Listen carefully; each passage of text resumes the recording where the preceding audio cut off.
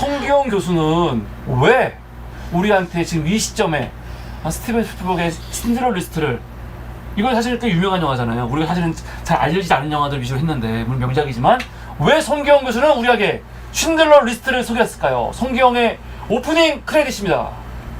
네, 뭐 이제 지금 우리가 사실 뭐 일관된 건 아니지만 그러니까 서양의 역사를 볼 때 지난번 이제 2차 세계 대전 것을 좀 봤는데 2차 세계 대전까지 좀 봤는데 지금 이제 2차 세계 대전으로 들어와서 2차 세계 대전이 뭐 여러 가지 전쟁의 나름이 있었고 굉장히 인류한테는 정말 마지막 세계 대전이 되길 바라야 되는데 지금 이제 현재 우크라이나에서 전쟁이 벌어지고 있고 앞으로 어떻게 될지 모른단 말이죠.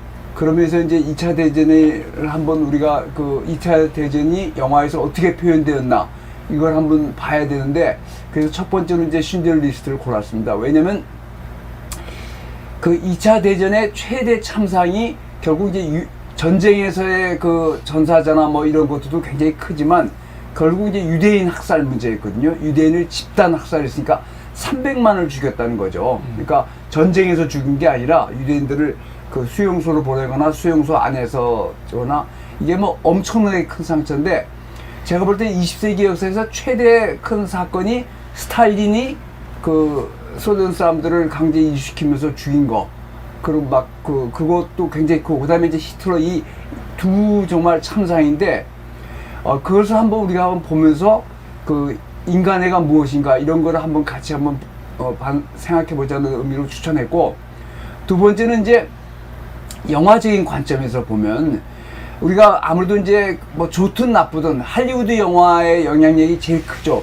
요새 우리나라 영화인들의 영향력도 많이 커졌지만 아직은 뭐 할리우드가 세계 영화를 여전히 지배하고 있는데, 그게 장점도 있고 단점도 있습니다. 그렇지만 미국 할리우드 영화를 대표하는 감독이라고 보면 그 중에 뭐 한 5손가락 안으로 꼽는다. 그러면 그 중에 스티븐 스필버그가 5손가락 안에 꼽히는 것을 반대하는 사람은 하나도 없을 것입니다. 생존 감독 중에서 정말 스필버그가 영화 감독이나 제작자나 이런 거로 가장 성공한 감독 중에 하나죠. 뭐 영사적으로도 의미가 있습니까? 네? 영사적으로도. 아니 이제 그 이야기를 하려고 해요. 예.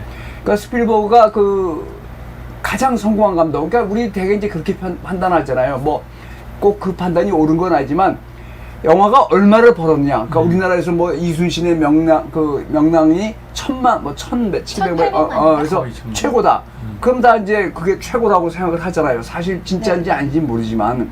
근데 스필버그는 하여튼 관객 동원 내에서는 아마 할리우드에서 정말 1, 2를 다투는, 그러니까 세계적으로 1, 2를 다투는 감독입니다. 그래서 할리우드가 이제 스필버그가, 근데 또 하나 문제가 스필버그가 유태인이에요. 유대인 중에서도 정통 유대인입니다. 그러니까 어렸을 때부터 철저히 유대인 교육을 받고 자랐어요. 아버지 어머니 다 우크라이나 유대인 출신이고, 아버지는 굉장한 인텔리였어요. 무슨 컴퓨터 프로그램 회사를 그래서 굉장히 잘 사는 집안 중에 하나였습니다. 나중에 부모님이 이혼했지만 굉장히 잘 사는 집안이고, 어머니도 피아니스트였던가 그런 거야. 하여튼 중산층 이상의 가정이었고, 근데 스필버그가 유대인이었어요. 정통 유대인이었습니다. 많은 유대인 중에서, 미국에 사는 유대인 중에서 자기 유대교육을 따르지 않는 유대인들도 많은데, 스필버그는 정통 유대교육을 받으면서 자랐어요. 근데 스필버그가 또 하나, 저희가 어렸을 때부터 영화에 아주 심취했습니다. 그래서 어렸을 때 초등학교 시절인가 중학교 시절부터 영화를 만들어서, 아버지가 비교적 잘 사는 편이니까 카메라에 비해서 영화를 만들어 가지고 학생 시절에 뭐 전국 콘테스트에 나가서 1등하고 그랬어요. 그래 어렸을 때부터 아주 영화를 하려고 작정을 했어요. 근데 이제 영화를 하고 그러니까 공부를 못 하죠. 그래서 고등학교를 졸업했을 때 USC를 지원했습니다. 그러니까 남가주 대학. 네. 거기가 조지 루카스가 남가주 대학 나니까 USC의 서던 캘리포니아 대학의 영화과가 굉장히 인기가 좋았고, 아마 하길종 감독님이 거길 나오셨을 거예요. 네. 근데 거기를 지원했을 때 떨어졌어요. 학교 성적이 너무 나쁘니까. 그래가지고 캘리포니아 주립대학 어딜 가서 거기를 마치게 되는데, 그 다음에 처음부터 영화를 이제 만들었는데 첫 번째 영화가 그 대결이라는 영화예요. 대결이라는 영화가 뭐냐면 승용차 운전사가 어디 운전을 하고 하다가 큰 대형 트럭한테 약간 잘못을 했어요. 네. 그 대형 트럭 운전사가 완전히 그러니까 사이코패스한테 걸리니까 네. 그 엄청나게 큰 아마 그게 기름 트럭인가 무슨 그런 거 같은데 그걸로 얘를 쫓아오는 거예요. 그 조그만 승용차를. 그런 영화 많이 있던데. 되게 무서워요. 그게 그 첫 번째야. 아. 계속 그 차를 쫓아오는 거야. 그래가지고 이제 그를 아주 그러니까 리얼하게. 그래서 이제 나중에 결국 이제 교통사고를 흉내내서 걔를 죽이려 그랬던 거예요. 그래서 이제 그게 아주 숨막히는 스릴러로 네, 재밌어요. 이루어지는데 굉장히. 나중에 이제 걔가 기질 발해서 그 트레일러 그 대형 무슨 트레일러 그러더라고요. 네. 그게 이제 결국 그 살아남는 이야기인데 그걸 하면서 크게 히트를 쳤어요. 그래가지고 스필버그가 메이저 영화사하고 정식 계약을 맺은 최윤서 감독이었습니다. 그때. 그래서 최윤서 감독에서 영화를 감독해 가다가 처음엔 잘 안 풀렸는데 네. 조스로 대박을 쳤죠. 그 조스로 상어 이야기 네. 조스로 대박을 치고 그다음에 인디애나 존스. 아. 하여튼 만드는 영화마다 히트를 아, 쳤고 제가- 그다음에 E.T. 뭐 이렇게 E.T.도 예, 예. 그랬죠. E.T.도 그러고 그래서 만드는 영화마다 히트를 쳤는데 스필버그는 관객을 엄청 동원하고 영화를 엄청 그 돈을 크게 버는 사람이었지만 스필버그에 대한 비판이 하나 있었습니다. 사회적 드라마는 쟤 못 만들걸? 그 비판을 했어요. 그래서 스필버그가 실제로 칼라 피플이라는 칼라 퍼플인가? 네. 네네. 그 영화를 만들었습니다. 칼라 흑인. 칼라 퍼플인가 그럴 거예요. 칼라 네, 퍼플. 그럴까요? 예. 맨 뒤쪽에 있지 않을까요? 그 전에 네. 요거 전에 칼라 퍼플만 더 앞에 있을 거예요. 컬러 퍼플. 이 영화보다 더 앞에 영화예요. OT. 저거 영화를 워낙 많이 만들어서. 더 아이고 씨. 영화를 차라리- 뭐라고? 저기 있다. 저기 있다. 칼라 퍼플만데 흑인 네. 문제를 다룬 영화입니다. 네. 흑인 여성을 들었는데 그거는 저도 봤는데 그렇게 감동을 주진 못했어요. 근데 이제 그 스필버그가 유대인이니까 유대인이고 이 쉰들러 리스트가 이제 그에 관계한 사람이 그 사람도 유대인이고 스필버그의 어머니랑 잘 알아요. 그래가지고 이제 이게 이제 원래 이 쉰들러 리스트라는 영화가 네. 쉰들러의 방주 우리가 그 노아 이야기 않습니까? 네. 지구가 멸망하려니까 노아가 방주를 만들어서 거기다 뭐 동물 생물에서 세상을 구한다는 얘기인데 원래 쉰들러의 방주라는 소설을 기반으로 만든 겁니다. 원작이 근데 그 있구나. 소설이 예. 나왔을 때 영화사들에서도 관심을 갖고 스필버그도 관심을 가졌어요. 저걸 영화 해야겠다. 근데 스필버그가 그걸 꺼렸어요. 그래서 한 10년이 걸렸어요. 영화를 할까 말까 이걸 만들까 말까 하다가 10년을 걸리고 맨 처음엔 다른 감독을 찾았습니다. 왜냐면 제가 말씀드렸지만 스필버그는 흥행적으로 굉장히 성공한 오락영화 감독이죠. 이게 절대로 나쁜 뜻이 아닙니다. 영화라는 게 원래 오락으로 태어났다고. 19세기 말에 도시 노동자들을 위한 오락거리였어요. 근데 영화가 이렇게 사회적 메시지를 주고 감동을 주고 이러이라고는 아무도 생각을 못했습니다. 근데 스필버그가 자기의 약점을 좀 알고 또 하나 문제는 뭐냐면 스필버그가 정통 유대 인 가정에서 자란 사람이에요. 그러니까 그게 자기가 이 영화를 만들어서 실패하면 어떡하나 이런 생각도 있었고 이 소셜 드라마, 그러니까 사회 문제를 다룬 드라마로 과연 자기가 할 수 있을까 굉장히 뜸을 들이다가 그래서 감독을 몇 사람 물색을 했어요. 그래서 대표적인 로만 폴란스키. 로만 폴란스키는 유대인이죠. 폴란드 거기 네, 폴란드 출신 유대니까 네. 로만 폴란스키는 노를 했어요. 거부해서 하여튼 스필버그가 처음에 제안받고 10년 만에 이 영화를 만들었는데 이때 스필버그가 뭐라고 하면 쥐라기 공원을 편집하고 있었어요. 그래서 두 영화를 거의 같은 시기에 나와요. 네. 네네네. 그래서 이제 그래서 이 영화가 나왔는데 정말 이 영화도 상업적으로나 비평적으로나 대박을 쳤죠. 그러니까 스필버그가 제가 그 사회 문제를 다룬 드라마도 잘하네 이렇게 됐습니다. 네. 그리고 이제 이 다음 영화 그 다음에 그래서 이걸로 아카데미 감독상을 네. 탔어요. 처음 받은 거죠. 네. 네. 저는 뭐 아카데미 감독상 받은 게 최고라고 생각하지는 않지만 네. 하여튼 그리고 그 다음에 두 번째로는 라이언 일병 구하기로 두 번 받았어요. 그것도 정말 잘 만들었죠. 그래서 이제 스필버그의 영화 인생에서 그러니까 20세기에 현재 살아있는 영화 감독 중에서 가장 영화 감독 겸 제작자 중에서 가장 유명하고 힘 있는 영화인인 스필버그의 약점이라고 지적되던 거, 그러니까 사회 문제를 다룬, 사회나 정치나 역사적 문제를 다룬 영화를 제가 잘 만들까? 제 오락영화 감독인데, 오락영화 감독은 절대로 그 나쁜 말이 아닙니다. 나쁜 거 네. 영화의 본령이죠. 네, 근데 네. 그래서 만든 이거를 두 마리 토끼를 같이 잡았어요, 이 영화로. 근데 이제 이 영화의 사연은 뭐냐면, 이 신들러 리스트가 1000명이 넘는다는 거죠. 그 신들러 명단에 살아남은 사람인데, 네. 그 중에 한 사람이 미국으로 건너와서, 전전하다 미국으로 와서 고급 가죽 제품 레더. 예. 회사. 판매상이 됐어요. 근데 예. 유대인들이 세계에서 장사를 제일 잘하는 민족이 유대인하고 화교잖아요. 네. 그래서 이 사람이 비버리 힐스에 자리를 잡았어요. 그러면서 만나는 영화인이나 이런 사람들한테 신드러 리스트 영화에 한다고 계속 이야기를 했는데 그게 안 됐어요. 아무도 안 했고. 그 다음에 신드러가 죽었다고. 그래서 이제 신드러를 이 사람이 그 로비에서 미국에서 유대인들이 그 로비가 많이 제일 세니까 텔레비 프로에도 오스카 신드러를 출연시켰어요. 근데 그게 잘 안 됐어. 그리고 죽었어, 신들러가. 그래서 이제 신드러 리스트를 영화할 가망이 거의 없어졌는데, 그 사람 가게에, 미국에서 뭐 레오폴드 같은 그 사람 가게에 웬 사람이 찾아왔는데, 이야기를 하다 보니 무슨 비싼 가죽 제품에서 이야기를 하다 이 사람이 오스트레일리아 출신 소설가였어요. 그러니까 이 유대인이 적극, 그래서 당신 소설가니까 이걸 좀 써봐라. 그래가지고 적극 권유해서 그 책이 나온 게 쉰들러스 아크입니다. 쉰들러의 방주예요. 신들러스.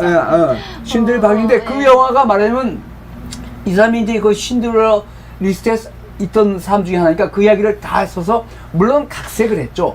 각색을 했지만 대부분 사람들이 실존 인물입니다. 특히 괴트.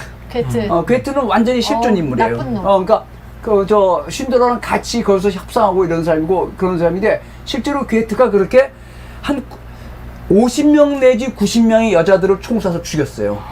아무 의미 없이 그냥. 수용소에서. 그냥 죽인 그래서 거죠. 나중에 이제 재판을 받아서 이번처럼 그 교수형을 당하는데 네. 그 괴테의 그런 걸 많이 보였는데 거의 다 실존 인물입니다. 거의 다 실존 인물들인데 물론 각색을 했지만 근데 그게 영화가 잘 안 됐어요. 왜냐면 유대인 문제는 우리는 이제 쉰들러 리스트 보고 굉장히 감동을 합니다. 근데 서양 사람들은 꼭 그렇진 않아요. 왜냐면 유대인에 대한 반감이 워낙 뿌리 깊어요. 그러니까 만약에 예컨대 우리가 일본인들이 휴메니티가 있고 이런 영화를 만들면 우리나라에서 상영이 잘 될까요? 안 되죠. 그 거부감이 있어요. 유대인들에 대한 뿌리 큰 거부감이 있습니다. 그게 옳든 그러든.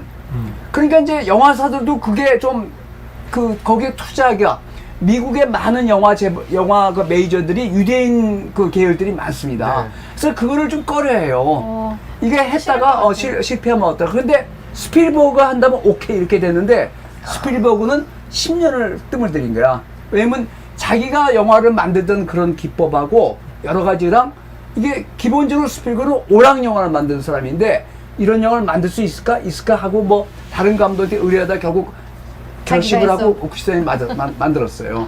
근데 이제 그게 성공한 게 다큐식으로 만들었죠. 그러니까 흑백으로 만들었습니다. 단 한 장면, 지금 보이는 저 장면. 이게 이제 실제로 신들러가 그랬다는 거, 실제로 그런 게 뭐였는데 빨간 옷 입은 소녀를 보고 걔가 끌려가는 거 보고 신들러가 마음이 바뀌었던가. 실제로? 이제 그게 그랬다는 거죠. 진짜 아마 그랬다는 것 같아요. 그러니까 신들러는 완전히 아까 우리 어 대표가 설명했듯이 완전히 부패한 그러니까 사장이에요. 그래서 그 전에 사업을 계속했는데 고향에서 다 탕진해 먹고 이제 유대인하고 전쟁이 벌어지니까 한 퀴 잡아보려고 와서 뭘 했냐? 독일군 장교들한테 뇌물을 먹이기 시작한 거야. 술 사주고 담배 주고 여자 대주고 그러면서 걔들하고 그다음에 뭐냐? 제일 약자가 유대인이니까 크라코프가 폴란드가 유대인이 굉장히 많죠. 아우슈비츠도 폴란드 있지 아마. 그러니까 그래가지고 그 유대인 노동자들을 싼 노동력으로 사가서, 그러니까 맞으면 임금 착취한 거예요. 폴란드 노동자보다 유대인 노동자가 훨씬 싸니까. 그래가지고 돈을 벌고, 돈 벌면 대부분은, 그러니까 많은 부분은 나치 장교들한테 뇌물 모이고, 자기는 직통하게 먹고 마시다가, 이제 그 유대인들이 당하는 걸 보고 이제 맞으면 변심을 한 거죠. 네? 변심을 한 겁니다. 그러니까 오스카 쉰들러가 처음부터 유대인들을 구하겠다는 그런 생각은 조금도 없어요. 그러니까요. 네. 계속 실패했고 그 다음에 오스카 쉰들러가 나중에 2차 세계대전이 끝난 다음에도 유대인들이 돈을 대줘서 계속 사업했는데 사업할 때마다 망했어. 다 실패했어요. 그 이 유대인들로 연락이 된다고 그죠? 당연하지. 그걸 처음 그렇구나. 내면 사라졌는데 네. 그리고 자기 전 재산을 그래서 그렇죠. 그 유대인들이 이걸 알고 많이 도와줬지. 그 다음에 그렇구나. 도와주고 그랬어요. 근데 하여튼 이 영화가 첫 번째로 스필버그의 영화사 인생에서 정말 전환점이 됐어요. 그러니까 저도 그 칼라 퍼플을 봤을 때 야, 쟤는 안 되겠구나. 저런 영화는 못 만들고 이렇게 생각했어요. 어? 근데 정말 이거는 정말 확 바꿔놨죠. 어? 그래서 저 스필버그가 이걸로 그 감독상을 아카데미 감독상을 받았는데 첫 번째 성공한 게 뭐냐? 다큐식으로 만들었어요. 네. 물론 이야기는 각색이 된 거 많은데 하여튼 다큐식으로 만들어서 흑백 영화로 만들고 네. 그런 그 작업을 굉장히 열심히 해서 하여튼 크게 성공했습니다. 대형 이제 스필버그의 면모가 일신됐죠. 그래가지고 그 다음에 라이언 일병이나 뮌헨 나중에 이제 우리 뮌헨 네. 뮌헨도 네. 굉장히 이거 뮌헨도 유대인이 아니면 좀 그렇죠. 다루기 어려운 이야기인데 이야기도 참 어렵습니다. 그러니까 제가 거듭 말씀드리지만 우리는 이걸 보고 전적으로 인간의 뭐 이렇게 난리 치는데 서양 사람들은 분명히 참 많이 갈려요. 그러니까 그게 참 어려운 점이에요. 정말 어려운. 그러니까 우리 지금 그 홀로코스트를 인정하지 않는 서양들도 꽤 있어요. 맞아요. 예. 그러니까 네. 근데 하여튼 이게 영화적으로 이야기 자체도 워낙 그 무거운 이야기고 정말 눈물 없이 볼 수 없는 이야기죠. 그건 뭐 분명하죠. 근데 그런 그 유대인의 홀로코스트를 다뤘는데 그거를 유대인이 다뤘단 말이죠. 유대인이. 그러니까 이게 참 어려운 문제인데 그거를 비교적 냉정하고 객관적으로 잘 다뤄서 상업적으로나 비평적으로나 정말 크게 히트쳤습니다. 물론 비난하는 사람도 있어요.